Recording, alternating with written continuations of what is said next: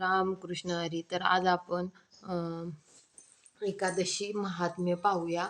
तर आज आहे 27 एप्रिल, मोहिनी एकादशी.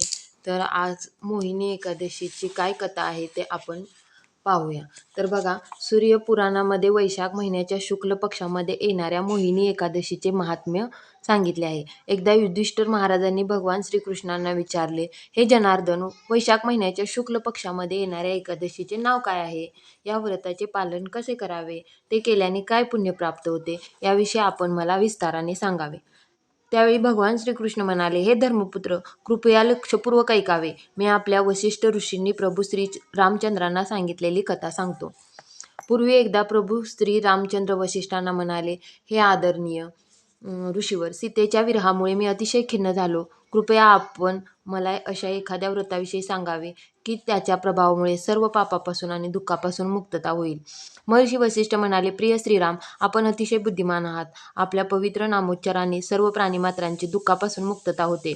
त्यांचे जीवन मंगलमय होते. तरी देखील सर्वसामान्य जीवाच्या उद्धारासाठी आपण केलेला प्रश्न प्रशंसनीय आहे. आता मी आपणास अशा व्रताची विस्तृतपणे माहिती सांगतो. वैशाख महिन्याच्या शुक्ल पक्षामध्ये मोहिनी एकादशी येते. ती अतिशय मंगलदायक आहे. या व्रताचे पालन केल्याने व्यक्ती सांसारिक दुःखापासून मुक्त होते. पूर्वी सरस्वती नदीच्या तीरावर रम्य असे भद्रावती नावाचे राज्य होते. धृतिमान नावाचा राजा तेथे राज्य करीत असे. चंद्रवंशामध्ये जन्मलेला हा राजा अतिशय सहिष्णू आणि सत्यवादी होता. त्याच नगरामध्ये धनपाल नावाचा अतिशय पुण्यवान वैष्णव राहत असे. तो वैश्य होता. जनहितासाठी या धनपालाने अनेक धर्मशाळा व औषधालये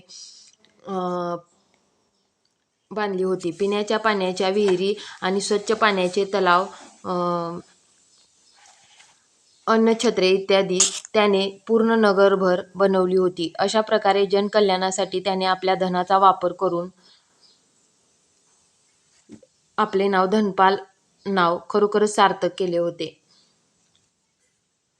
आपले धनपाल नाव काय केले होते? खरोखरच सार्थक केले होते. सर्वांचे हित चिंतणाऱ्या या वैष्णवाला 5 पुत्र होते. समन, धृतिमान, मेधावी, सुकृत आणि धृत अष्टबुद्धी ही त्यांची नावे होती. या सर्वांमध्ये दृष्टबुद्धी हा अतिशय पापी होता. सर्व प्रकारच्या पापकर्मामुळे तो आपल्या कुळांसाठी कलंक झाला होता. देवतांना, ब्राह्मणांना, वृद्धांना आणि अतिथींना तो कधीही सन्मान देत नसे. एके दिवशी सार्वजनिक ठिकाणी वेशीच्या खांद्यावर हात ठेवून जाताना आपल्या मुलाला धनपालने पाहिले आणि त्याला अतिशय दुःख झाले. त्याच दिवशी त्याने दृष्टबुद्धीस घराबाहेर काढले. त्यामुळे तो आई, वडील, भाऊ, नातेवाईक आणि वैश्य समाज या सर्वांना मुकला. तो प्रत्येकाच्या तिरस्काराचा विषय बनला. वडिलांनी हाकलल्यामुळे दृष्टबुद्धी घरातून बाहेर पडला, परंतु तो अधिकच पापकर्मे करू लागला. स्वतःचे कपडे, दागिने विकून जे धन त्याला मिळाले ते सर्व त्याने पापकर्मासाठी वापरले. शेवटी तेही संपले.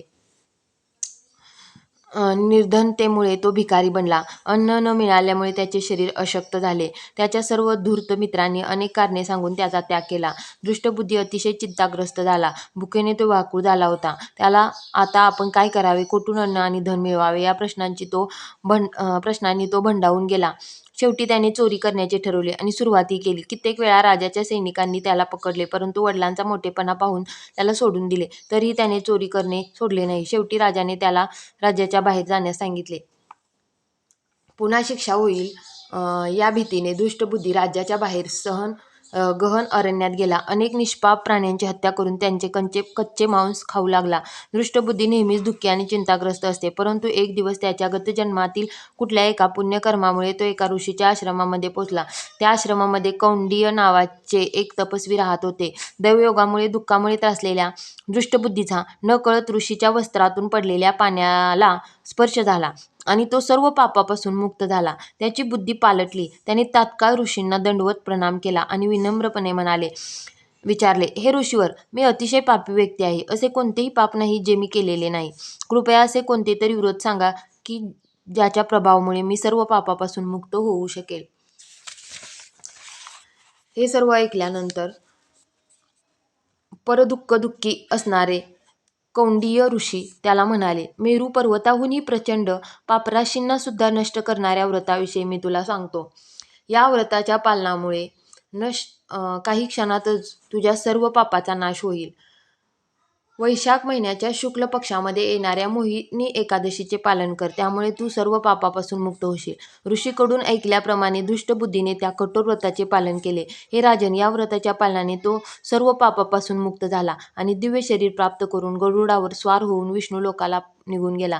हे प्रभू रामचंद्र, या व्रताने सर्व पापातून भ्रमातून व्यक्तीची मुक्तता होते. या व्रताने प्राप्त होणारे फळ एखाद्या तीर्थस्थळी स्नान केल्याने अथवा यज्ञ केल्याने प्राप्त होणाऱ्या फळापेक्षा श्रेष्ठ आहे. हरे कृष्ण. अशा पद्धतीनं आज आपण मोहिनी एकादशीचं व्रताची कथा पाहिली. तर या व्रताला म्हणजे अतिशय महत्त्व आहे. तर एकादशीला पण महत्त्व आहे बघा. अमेरिकेसारख्या विकसित देशाने सुद्धा काय केलेलं आहे, आपल्याला पटवून दिलेले आहे की आपल्या या एकादशी व्रत करणारे म्हणजे जे वारकरी आहेत ते कोणत्याही रोगाने ग्रस्त होत नाहीत. तर इवन दुर्धर अशा कॅन्सर रोगापासून सुद्धा मुक्त आहेत ते. म्हणजे कॅन्सरवर मात करायची असेल किंवा बरे BP, शुगर असे कोणतेही रोग असू दे, ते हरिभजनात किंवा भजन कीर्तनात आल्यामुळे काय होतात, नष्ट होतात. तर अशा या आपल्या पारंपरिक व्रताला सुद्धा महत्त्व आहे. थँक्यू.